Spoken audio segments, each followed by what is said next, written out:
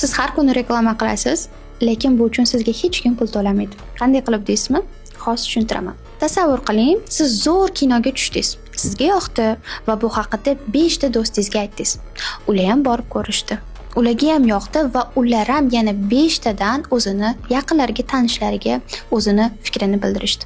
Natijada siz bitta tavsiyangiz bilan kinoteatrga 1000 tadan ortiq odam bordi va egasiga millionlab foyda keltirdi. Endi o'ylab ko'ring. Kinoteatr egasi sizga telefon qilib, "Rahmat, tavsiyangiz bilan odam ko'paydi. Mana bu sizning ulushingiz" deb kartangizga pul tashlab bersa. G'alati, to'g'rimi?